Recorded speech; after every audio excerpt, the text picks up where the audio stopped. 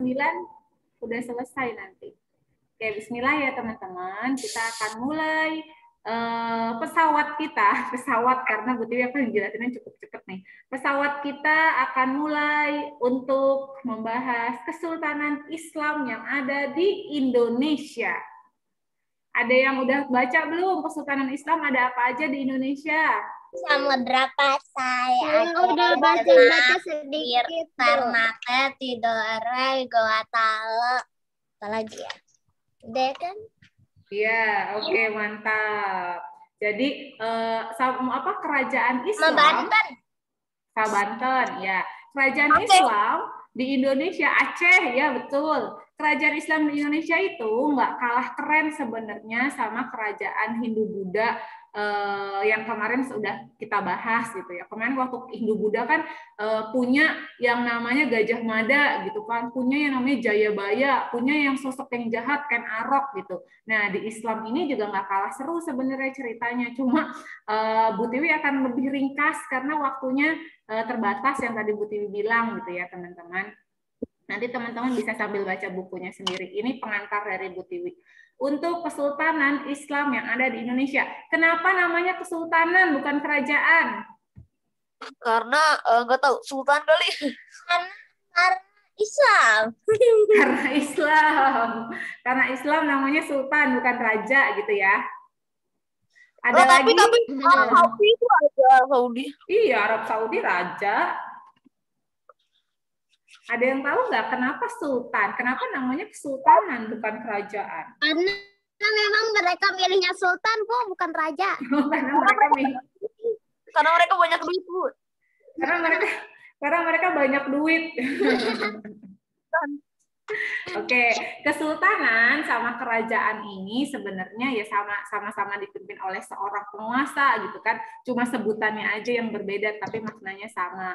Nah, sultan memang identik dengan Islam seperti itu. Jadi budaya Islam itu disebutnya pemimpin itu disebutnya sultan bukan raja. Cuma sekarang semakin berkembang akhirnya disamakan dengan ya udah raja aja semuanya kayak gitu. Oke. Nah, ini dia. Coba lihat gambarnya nih kira-kira nih ada gambar orang-orang lagi pada ngapain? Berdagang.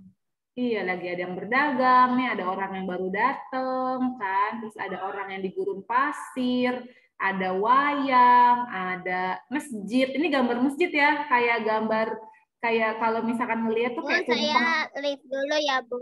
Kenapa Faiza? Pengen lihat dulu.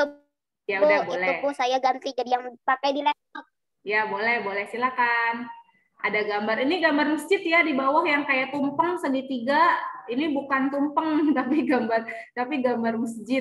Belakangnya gunung. Terus ada orang ngaji sama ada orang sholat di sini. Nah, ini adalah contoh-contoh gambar yang menggambarkan perjalanan Islam akhirnya sampai ke Nusantara.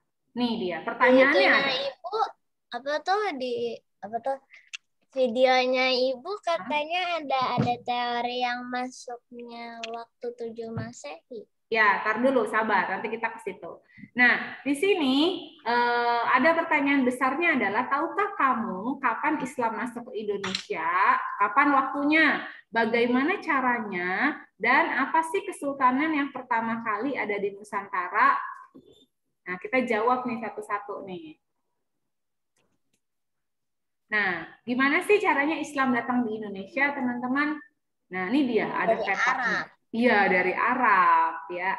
Ada petanya, terus di sini penjelasannya. Jadi, Islam datang ke Indonesia itu melalui ada 3 pendapat yang ngomong. Ada tiga pendapat yang ngomong. Yang pertama, pendapat dari Gujarat, disebutnya teori Gujarat. Nah, di sini mengatakan Islam datangnya dari India gitu, bukan dari Arab, tapi abadnya ke-12 Masehi. Sekarang abad berapa? Ada yang tahu nggak? Abad 20. 21 abad 21. 20 atau 21? 20, Bu, 20. 21, Bu. 21. Abad 21, Bu. Satu abad 100 tahun. Satu abad berapa tahun? Jangan Satu berantem. abad 100 tahun. Satu abad 100 tahun. Berarti kan kalau misalkan 12 Masehi. Abad 22. Abad 22.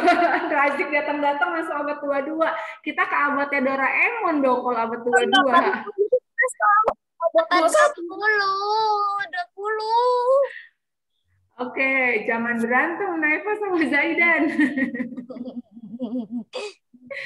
Ya, coba aja hitung kan sekarang 2021 berarti abad. Saya juga kalau abad ke-20 sih. Tapi saya lihat dari YouTube itu bilangnya abad 21. Tunggu ya. Coba tanya ya, tanya nanti sambil searching. Kita selesai dulu ngomongin abadnya. Iya, betul, Kak. Abad apa? 20. Oke. Tadi saya keluar Google, saya searching ke Google katanya abad 21 sekarang. Oke, sekarang abad keberapa? Oh iya, abad 21. Oke, abad 21 sejak tahun 2001. Abad ke-1 sejak tahun 2001. Katanya begitu. Kok abad ke-1? Kenapa abad ke-1 sih? Abad 1. Abad 21 adalah abad yang berlangsung sejak tahun 2001 hingga 2100. Oh, dengar tuh. Ya, jadi sekarang berarti sekarang di abad 21 ya. Milenium ketiga. Oke, dah. Lanjut dah nih, berarti dia sekitar tahun 1200-an ya, 1200-an Masehi. Nah, di sini Islam datang dari India katanya yang pertama. Terus yang kedua, orang yang ngomong yang kedua katanya Islam datangnya dari Persia. Persia itu Iran. Persia itu Iran ya. Tahun abad ke-12, abad ke-13.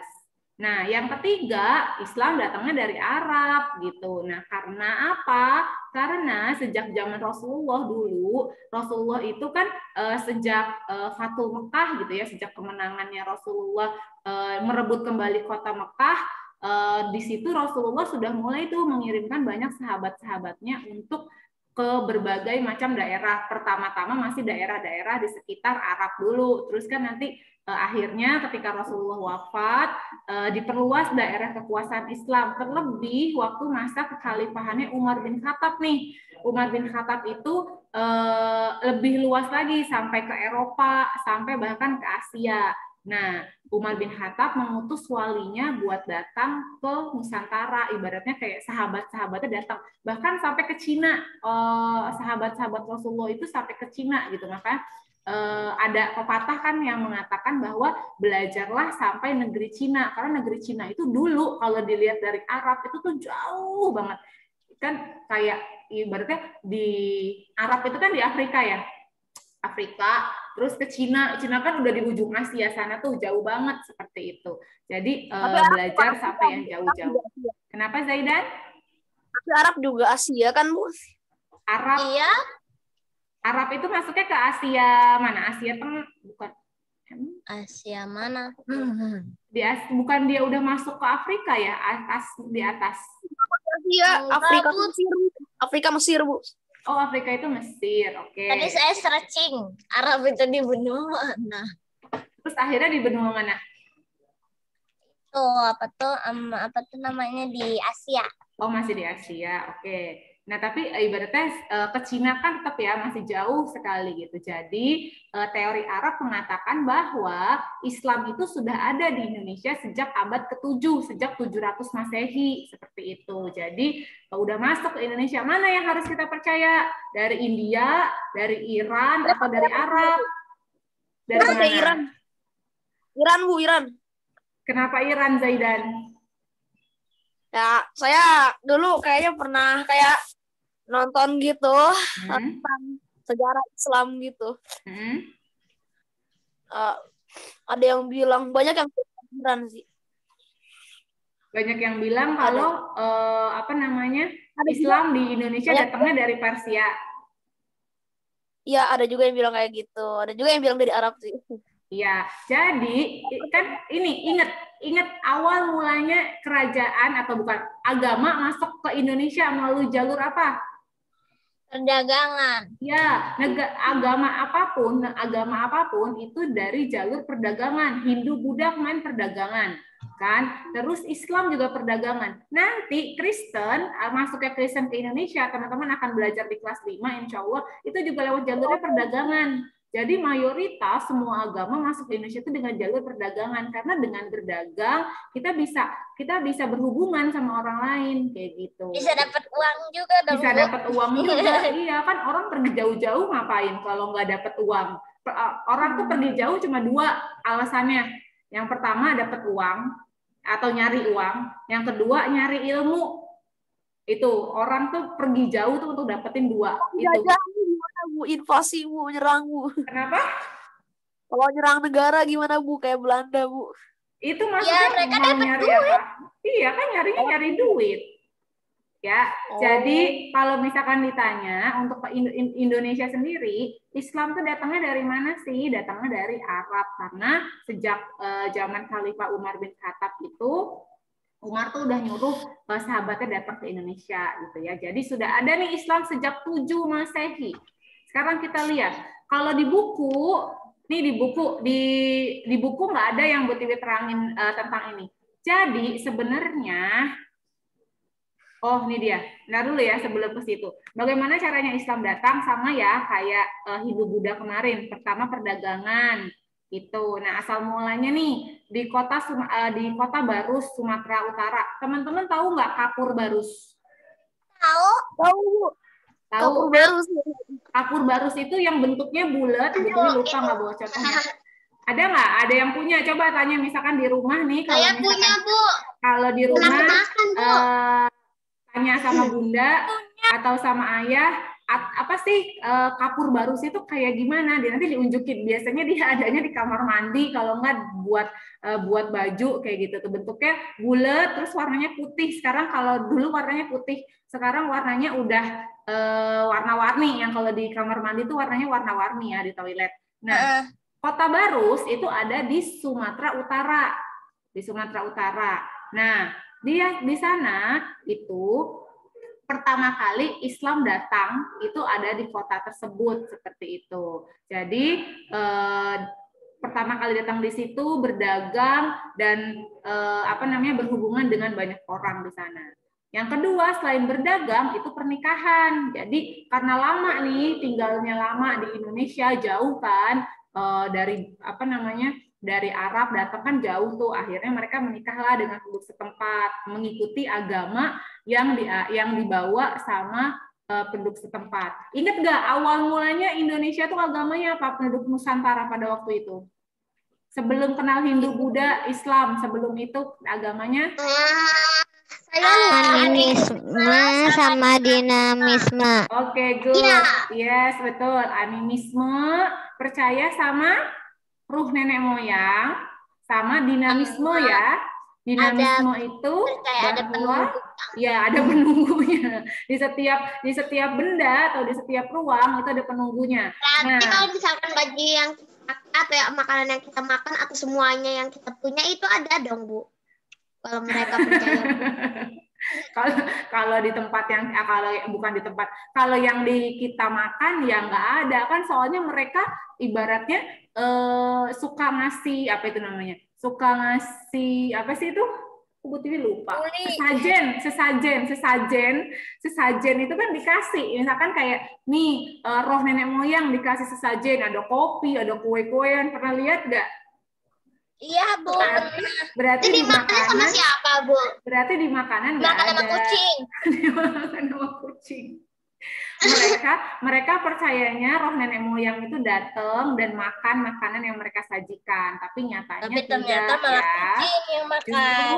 Justru kalau misalkan ada orang yang ngasih begitu, justru kalau orang yang lewat diisengin diminum. Jadi Bu Tiwi waktu itu pernah melihat waktu Bu Tiwi kecil ada tuh yang ngasih sesajen kayak gitu-gitu kan, masih ada kepercayaan kayak gitu. Namanya adalah Jawa Kejawen. Ada tuh yang kayak begitu, punya kepercayaan kayak gitu. Terus tiba-tiba nih ya orang lewat, misalkan nih Kemal lewat. Kemal lewat nih, Kemal lewat di rumah tetangganya Kemal, ada kopi sama ada kue di situ. Terus Kemal enak nih, ya udah diminum aja. Terus diminum tanpa ketahuan sama orangnya, tanpa ketahuan orang yang punya rumah. Tapi orang yang punya rumah nyangkanya itu diminum sama roh nenek moyang atau sama dewa-dewanya mereka kayak gitu. Saya Bu di depan rumahnya suka ada sesajen-sesajen gitu buat temen-temen rumah. Bu, saya pernah tuh di Itu mana haram gitu ya Bu katanya Tiwi kalau kalau di yang ngasih kayak misalnya kan ada orang yang udah meninggal. Nah, Habis itu kayak disembah gitu. nah, Nah, itu kan disiapin makanan. Nah, habis nah. itu sebenarnya makanannya kayak gak habis putus-putus, gitu. Bu. Kayak Putus-putus. masih apa namanya masih semuanya gitu masih utuh gitu karena Nah. cuma diisep sarinya doang. Oh Kalau iya, dimakan sih nggak boleh. ada yang bilang boleh. diisep sarinya doang. Iya benar. Itu kepercayaan orang-orang aja. Masih suara Buti putus-putus di teman-teman Kalau nggak? dimakan katanya rasanya Nggak, Bu. lembar Bu. Nggak, Bu. Enggak. Tiwi itu haram ya kalau kita makan ya makanan itu ya. Makanan apa? Makanan Yang di sesajen Makanan yang buat sesajen itu haram. Oke. Ya haram nggak, Bu? Makanannya nggak haram, makanannya halal. Tapi tujuan kita makan kan ibaratnya gini, ada orang yang ngasih sesajen, ya kan? Nah, terus orangnya aja udah dosa kan, karena ngasih sesajen, ngapain buang-buang makanan, mubazir gitu. Terus kita yang lewat makan itu kan haram jatuhnya. Kenapa? Karena itu Kita mencuri. Betul sekali karena mencuri kan jadinya haram. Ya, makanannya halal tapi caranya kita buat makan itu haram. Jadinya nggak boleh Kalau misalkan kita izin dulu dibolehin nggak, Bu? Nggak boleh. Diomelin. Lanjut ya teman-teman. Nah, selain perdagangan dan pernikahan, ada kunjungan, kedatangan gitu ya.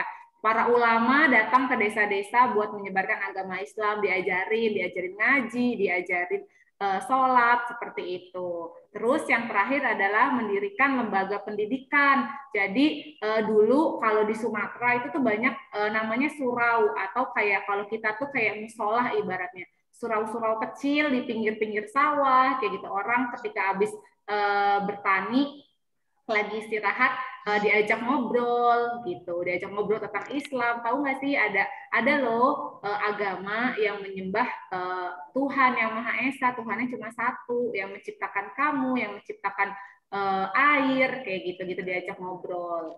Terus nanti kalau dia udah tertarik sama Islam nih, baru diajak mengenal Islam lebih jauh, diajak ngaji, diajak sholat, seperti itu. Ya. Sampai akhirnya berkembang sekarang lembaga pendidikannya yang tadinya cuma surau-surau kecil. Surau itu ibaratnya kayak teman-teman tahu balai-balai nggak? Balai itu apa ibaratnya kayak saung. Tahu ya saung-saung kecil. Nah, orang kan biasanya suka duduk di situ tuh kalau di pinggir sawah kan banyak tuh saung-saung kecil itu yang di atasnya dari rumbai-rumbai bambu gitu kan. Kan dulu TK-nya itu kan saung. Iya. TK itu saung. Iya, dulu ibaratnya sebelum lebah kecil jadi sebagus sekarang kan saungnya masih saung-saung sederhana kan. Nah, mirip-mirip kayak gitu. Jadi saung-saung begitu kecil-kecil, terus dari situ Islam berkembang pesat sampai sekarang akhirnya banyak sekali pengikutnya Bu. Pesantren. Iya, banyak sekali pesantren, banyak sekali sekolah-sekolah Islam kayak gitu. Berawalnya dari saung-saung kecil. Ya. Nah, ini dia Kesultanan Islam pertama. Kalau di bukunya teman-teman, di buku paket, Islam pertama kali itu adalah Samudra Pasai. Padahal sebelum Samudra Pasai, sejak abad ke-7, ya, sejak abad ke-7 itu ada loh kerajaan yang memang nggak sebesar Samudra Pasai. Gitu. Namanya adalah Kesultanan atau Kerajaan Jumpa. Ya, Jumpa. Tahu Bungong Jumpa? Tahu. Tahu, Bu. Bunga Jumpa ya. Nah, itu adalah Kesultanan Jempa. Ada di Aceh seperti itu. Nah ini dia. Jadi Berarti alurnya itu juga menguatkan teori Arab yang kata masuk abad ke-7. betul sekali, betul. Bu Tiwi pernah bilang kan dulu kerajaan itu awal mulanya, ingat gak waktu Kutai? Waktu kita bahas Kutai, kerajaan itu awal mulanya nggak langsung tiba-tiba langsung punya istana yang besar sekali. No, nggak langsung punya pengikutnya yang banyak banget, enggak. Tapi punya pemimpin dulu nih. Misalkan dari teman-teman nih, teman-teman di kelas 4 kan ini ibaratnya rajanya ya. Rajanya adalah Kemal sebagai ketua kelas gitu kan. Woi, Kemal raja tuh, siapa aja tuh yang udah pernah jadi raja di kelas. Nah, itu adalah contoh apa namanya? Contoh kepemimpinan. Jadi kepemimpinan itu nggak langsung yang besar-besar, tapi dari yang kecil-kecil dulu, sekelompok orang ada pemimpinnya. Oh, di kelas ada ketua kelas. Di kelas selain ada ketua kelas, ada bapak ibu guru gitu kan, ada bapak ibu guru walas. Terus di sekolah ada kepala sekolah. Di keluarga siapa yang jadi rajanya? Ayah. Ayah yang jadi rajanya. Jadi setiap kelompok orang itu pasti punya pemimpinnya. Nah, begitu juga dengan kerajaan-kerajaan zaman dulu. Jadi awalnya dari kelompok-kelompok kecil dulu, baru meluas ke kelompok besar sampai akhirnya dia bangun istana, punya pengikut yang banyak gitu kan, punya armada laut yang kuat kayak Sriwijaya dan Majapahit seperti itu. Ya, jadi awalnya itu si Jempa dulu nih, di abad ke-7 itu ada kesultanan kecil namanya Jempa. Jempa berkembang menjadi Perlak. Namanya ada kesultanan Perlak. Perlak akhirnya ibaratnya nih dua Jempa sama Perlak ini apa namanya bergabung menjadi Samudra Pasai. Jadi nanti yang besarnya itu adalah Samudra Pasai. Kayak orang misalkan apa? Awalnya rumahnya kecil. Ya kan? Misalkan orang rumahnya kecil awalnya. Terus makin banyak orang yang tinggal di sana jadinya gede. Iya, gitu. Misalkan rumahnya siapa? Rumahnya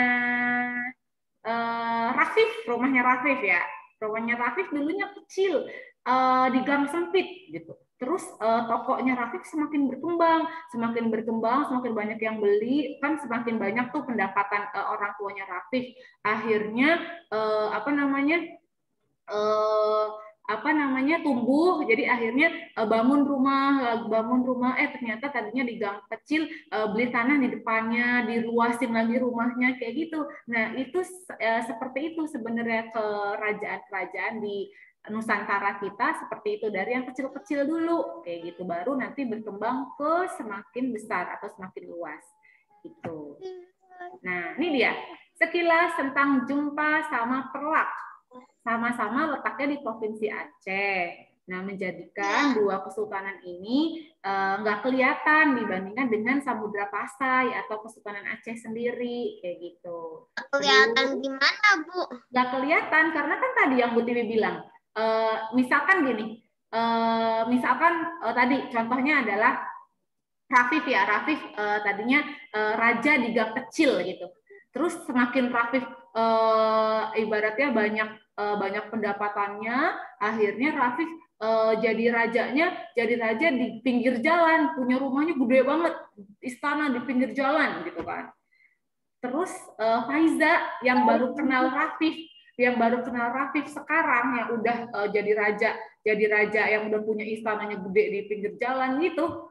Faiza kenal nggak Rafif yang dulu? Ternyata Rafif dulu tuh masih di gang kecil. Sekarang udah jadi orang kaya, Bu. Iya, biasanya nih kita justru lebih kenal sama orang ketika orang itu sudah berhasilnya. Kita nggak ngelihat perjuangan orang itu, gitu. Kita nggak lihat perjuangannya Rafif waktu itu gimana sehingga Rafif itu jadi punya rumah yang bagus banget di pinggir jalan seperti itu. Ya, Rafif ada nggak di situ? Rafif, Bu Tiwi panggil soalnya Rafif. Bu Tiwi contohin supaya Rafif nggak ada tadi, cuma lihatnya habis makan doang. Rafif ganteng. Rifki udah ada. Ki, kok diem aja, Ki? Pisang. Aku lebih pisang. Itu ya. Jadi jadi kenapa si Samudra Pasai itu lebih terlihat dibandingkan dengan kerajaan Perlak sama Jumpa sendiri seperti itu. Nah, buktinya apa sih? Buktinya apa? Ada Kesultanan Jempa pada abad ke-7 waktu itu nih, tahunnya 777, sekitar abad ke-7 kan berarti ya, depannya 7. Hal ini ibaratnya ada hikayat. Hikayat itu cerita ya, dalam bahasa Indonesia hikayat itu cerita. Ada hikayat atau cerita tentang Raja Jempa seperti itu. Dan yang ini akhirnya membuktikan bahwa di abad ke-7 itu sudah ada loh Islam. Berarti emang Islam sebelum ada orang Iran, ada orang Persia, sebelum ada orang Gujarat atau orang India, itu sudah masuk lebih dulu dari Arab. Seperti itu. Baru nanti di abad ke-8-nya, satu abad kemudian muncullah kerajaan Perlak atau Kesultanan Perlak itu sendiri gitu. Jadi awalnya Jumpa dulu, terus semakin besar ke Perlak, baru nanti semakin besar lagi dia bernama Samudra Pasai. Gitu asal muasalnya. Sampai sini ada pertanyaan dulu gak? Ada yang mau nanya dulu sampai sini? Ngantuk? Nggak ada, Bu. Ceritanya nyambung? Ya, Ya. nggak terlalu. Nggak terlalu. Sisi ceritanya nyambung nggak? Berarti lagu Bunga Jumpa itu tentang ini ya, Bu? Kalau Bungung Jumpa itu bukan tentang kerajaan Jempa atau Kesultanan Jempa, tapi bunga yang ada di Aceh kayak gitu ibaratnya. Bu Tiwi sih sudah pernah searching artinya lagu Bungung Jumpa itu, jadi tentang keindahan Aceh aja gitu, bukan tentang kerajaan Jempa. Kalau belum ada pertanyaan lanjut ya, kita bahas sampai Aceh dulu. Oke, ini dia kerajaan yang terkenal, yang pertama kali, yang semua buku menyebutkan bahwa kerajaan atau Kesultanan Samudra Pasai adalah kesultanan yang pertama yang ada di buku. Nah, kalau teman-teman lihat, ini kan peta Pulau Sumatera ya, atasnya nih, ya kan? Nah, ini dia nih, ini Pasai di sini nih.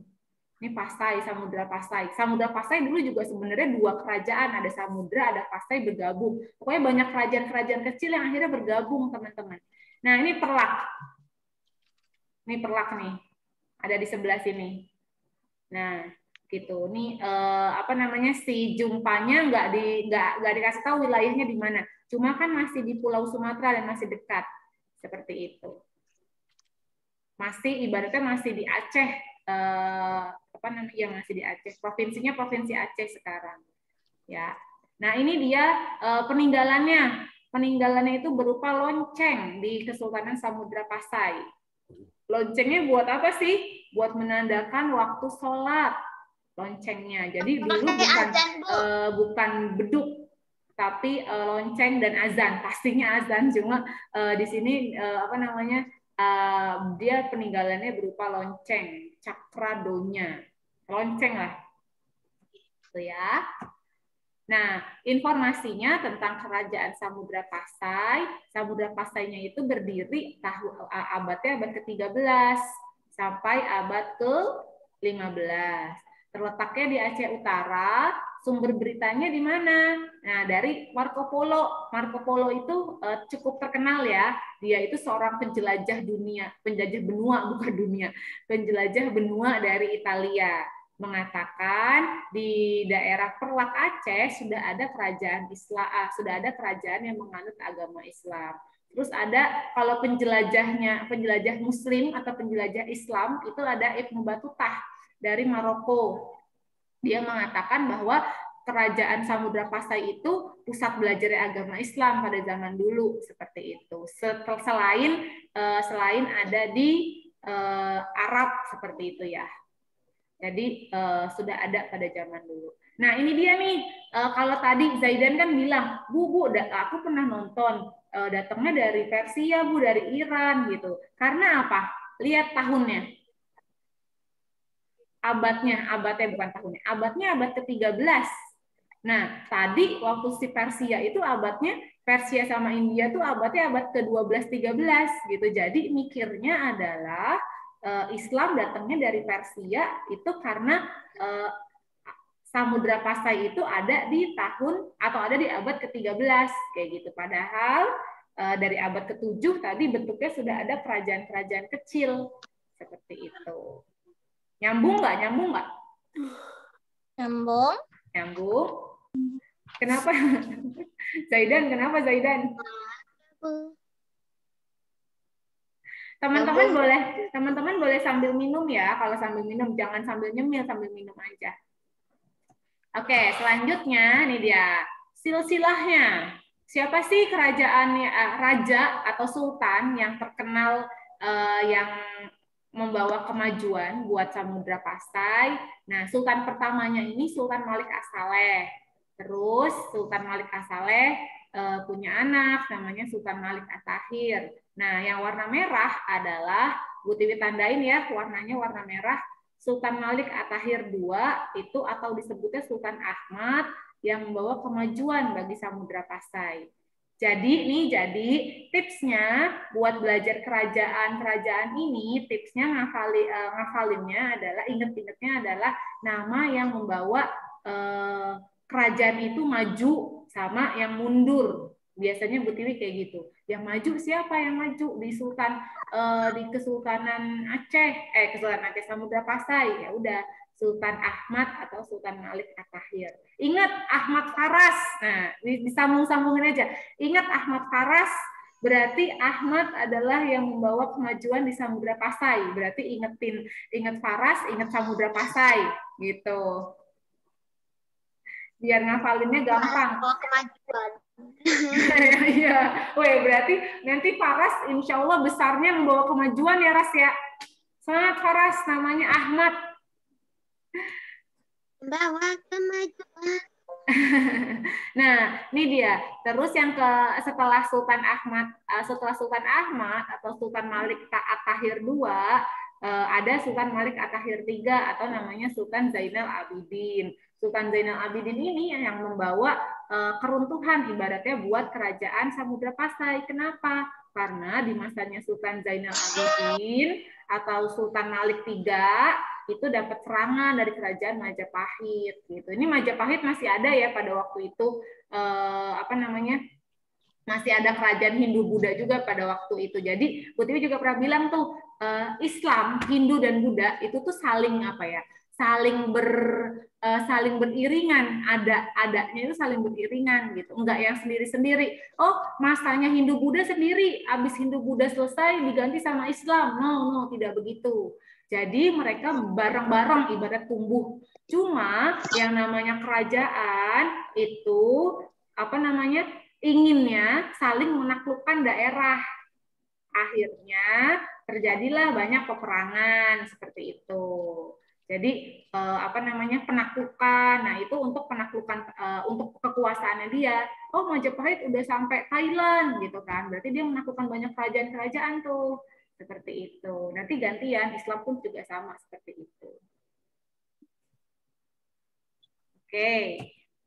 Ini dia, mata uangnya. Kira-kira terbuat dari apa ya? Lihat nggak? Mas. Iya, betul. Jadi pada zaman dulu, Islam itu sudah alat tukarnya itu berupa emas, kawin emas dan perak. Nah, ini adalah salah satu mata uangnya dari kerajaan. Ini tulisan Allah kan? Iya, tulisan Allah. Nah, tahu nggak ini pakainya pakai huruf apa? H. Namanya adalah huruf kufi.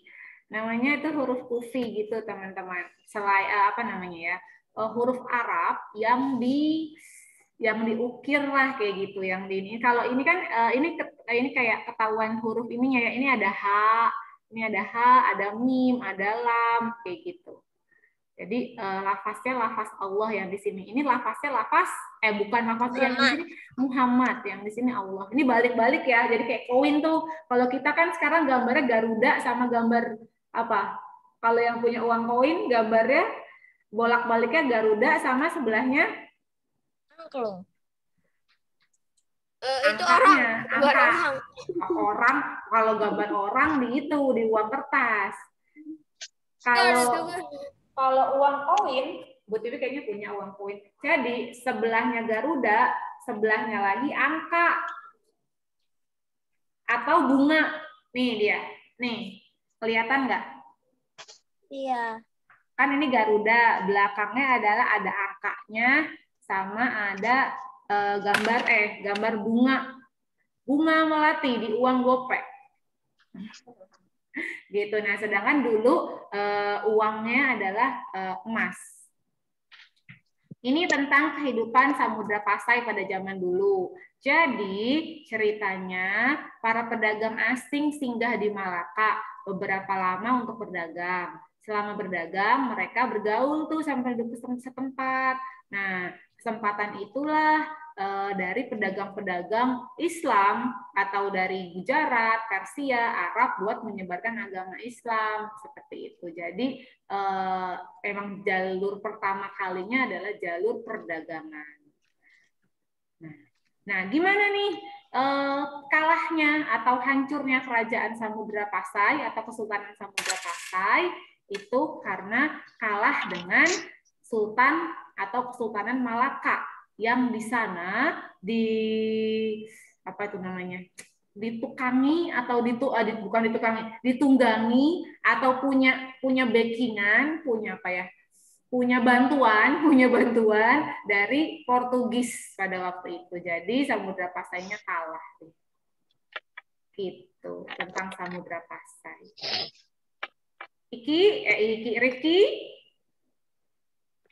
Rifki sehat, Ki? Sehat, Bu. Nggak ada suaranya, Ki? Rifki. Serok ya, Ki? Lagi dengerin tadi, Bu. Oh, lagi dengerin. Biasanya Rifki nanya. Oke, sampai Samudra Pasai ada pertanyaan? Nggak ada, Bu. Yang lain? Nafil? Razik? Zaidan, ngapain? Gak apa-apa. Si Zaidan. Nggak ada pertanyaan sampai sini? Tiba-tiba ketawa sendiri jadi Ada, Bu. Iya, tiba-tiba ketawa sendiri nih. serem, Bu. Tiba-tiba saya kaget. Kaget. Nawaf, Anes, ada pertanyaan? Kirain soalnya kayak mau Bu. Kayak ketuanya sama kayak masih Alma. Oh, Rafif ganteng masih ada nggak sih Rafif ganteng? Oh, sudah ada Sofia juga. Nggak tahu, Bu. Saya nggak ngecek. Rafif nggak kedengeran suaranya nih. Oke, ini ya sampai sini dulu di Samudra Pasai sudah jam 7, sudah jam setengah 9, teman-teman kan nanti snack time ya. Ini deh cepet-cepet. Kesultanan Aceh, tahu nih masih berdiri. Masih berdiri. Apa ini? Masjid. Masjid Aceh. Masjid Aceh atau Masjid Raya Aceh yang dulu kena tsunami tahun 2006 yang tidak hancur, Masya Allah, masih berdiri dengan gagah. Masjid Raya Aceh ini peninggalan dari Kesultanan Aceh pada zaman dulu. Jadi masih begitu kuatnya masjid sampai bertahan. Makanya nggak salah kalau si masjid ini ketika kena tsunami itu dengan izin Allah gitu ya tidak hancur seperti itu. Nah, ini adalah peninggalan dari Sultan Iskandar Muda yang membuat kemajuan dari Kesultanan Aceh seperti itu. Nah, ini sultan terakhirnya waktu itu sudah ada fotonya gitu ya. Udah ada foto hitam putih namanya Sultan Daud Shah. Ini kekuasaannya sampai daerah Malaka. Nih Malaka ya, Malaysia Singapura sampai sini nih. Kekuasaannya sih kerajaan Aceh. Jadi lebih luas lagi kerajaan Aceh dibandingkan dengan Samudra Pasai. Ya, Rifki, ya. Tadi rajanya Samudra Pasai siapa, Bu? Yang terkenal namanya gampangnya Sultan Ahmad, Ki. Ingat Ahmad Faras berarti ingat aja Samudra Pasai. Oh, Ahmad itu raja yang membawa kemajuan di Samudra Pasai. Ya, kalau Aceh namanya Iskandar Muda. Nanti teman-teman bisa baca, Bu Tiwi akan kasih Bu Tiwi nggak akan kasih PowerPoint dulu. Bu Tiwi akan kasih videonya Bu Tiwi yang ngebahas tentang kerajaan Islam. Nanti sambil teman-teman bikin ini ya, teman-teman bikin mind mapping. Oh ya, Aceh itu juga dikenal dengan nama Serambi Mekah ya teman-teman. Pernah dengar nggak Aceh disebut Serambi Mekah? Pintu masuk, kenapa disebut Serambi Mekah? Karena pertama kali Islam datang itu dikenal berarti dari Mekah, dari Arab, terus pertama kali datangnya juga di Aceh, jadi disebut dengan negeri Serambi Mekah, seperti itu. Nah, nanti nih ya, Adian itu siapa, Bu? kenapa? Rifatil Adian. Oh, ini nih Tibian Ma'rifatil Adian. Ini adalah nama buku karya sastranya Kesultanan Aceh pada waktu itu. Ini mah nggak usah dihafalin. Ini nggak, kitab-kitabnya cuma sebagai pengetahuan teman-teman aja. Ya, nggak usah dihafalin. Teman-teman cukup tahu yang teman-teman perlu tahu dari kerajaan itu, misalkan kerajaannya ada di mana sih letaknya, terus raja yang membawa kemajuan siapa, kayak gitu aja. Ya, misalkan sebutan kerajaan itu punya sebutannya apa, seperti itu. Kalau Aceh kan negeri Serambi Mekah, kayak gitu. Ya. Nah, sebagai teman-teman belajar nih ya, teman-teman membuat yang namanya mind mapping. Jadi ini sekilas tentang mind mapping. Mind mapping itu merangkum, tapi merangkumnya dengan memetakan pikiran. Caranya, ambil satu tema yang teman-teman angkat. Terus buat pertanyaan adik Simba, apa, di mana, siapa, mengapa, dan bagaimana. Kaitkan dengan pertanyaan, tulis nanti di bubble-bubble. Contohnya adalah seperti berikut. Mana? Kok nggak mau? Nah, ini dia. Ini contohnya. Contohnya, tengah-tengahnya mind mapping, mind maps.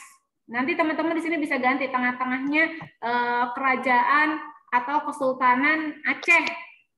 Terus siapa nama rajanya? Di mana tempatnya? Apa sebutannya? Bagaimana kekuasaannya? Itu bisa. Terus nanti apa lagi? Yang tadi belum disebutin apa? Mengapa keruntuhannya bisa terjadi seperti itu. Nanti teman-teman buat ini, Bu Tiwi akan contohin di sini, belum ada lagi nih. Nanti jadi ada the kingdom mind mapping untuk kerajaan Islam. Teman-teman akan membuat mind mapping ini ya. Nanti contohnya akan Bu Tiwi taruh di Google Classroom. Oke, sambil ngebantu teman-teman belajar. Karena untuk kerajaan Islam sendiri, pertemuannya minggu ini sama minggu depan aja. Setelah itu kita ulangan. Ya, lebih sedikit karena bulan April kan kita sudah puasa, nanti sudah libur gitu, udah kepotong. Sedangkan kita belum belajar PKN. PKN-nya masih ada 2 bab. Dewi. Yes. Ya, Ki. Bu. Ya. Bukannya kerajaan Islam ada 6 ya, Bu? Kalau nggak salah saya lihat di buku. Ya, kerajaan Islamnya ada 6 yang terkenal di buku. Tapi sebenarnya ada 2 kerajaan tambahan tuh yang di awal. Gitu. Tadi Rifki masuknya agak telat ya. Iya, Bu, tuh. Iya, tadi agak telat. Bu Tiwi udah jelasin di awal tadi. Nanti Rifki tinggal lihat ini ya. Tinggal lihat ada recordingnya kan ya, Bu? Ada dong, insya Allah ada. Ini lagi recording kan? Lagi nge-record gak? Jangan-jangan gak ada recordingnya. Iya, Bu, lagi di-record, Bu. Ya udah, nanti Rifki bisa lihat yang di bagian awal ya, yang Bu Tiwi jelasin. Kalau teman-teman yang ketinggalan juga, nggak cuma Rifki, tadi kan masih ada siapa yang baru masuk, ada Sofi ya. Kalau ketinggalan, nanti teman-teman bisa lihat recordingnya di awal-awal.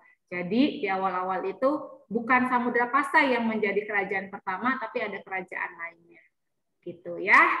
Oke, nanti Bu Tiwi contohin juga mind mappingnya di Google Classroom ya.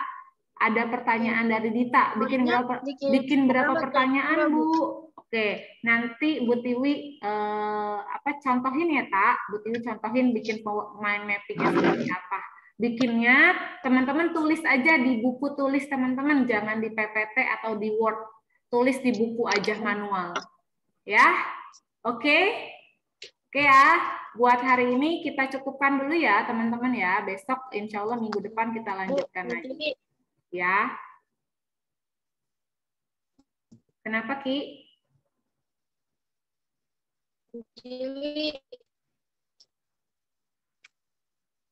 Ya, Ki agak putus-putus. Itu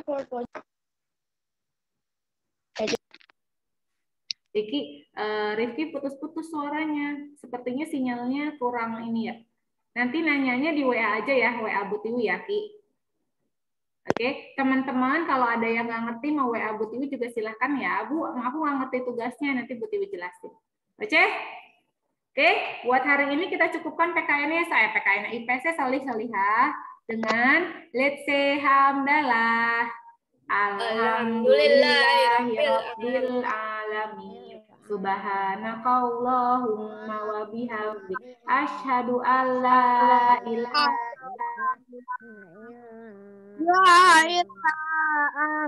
Astaghfirullah. Greetings. Assalamualaikum warahmatullahi wabarakatuh. Waalaikumsalam warahmatullahi wabarakatuh. Habis ini Umi mau di log out atau gimana? Di log out aja.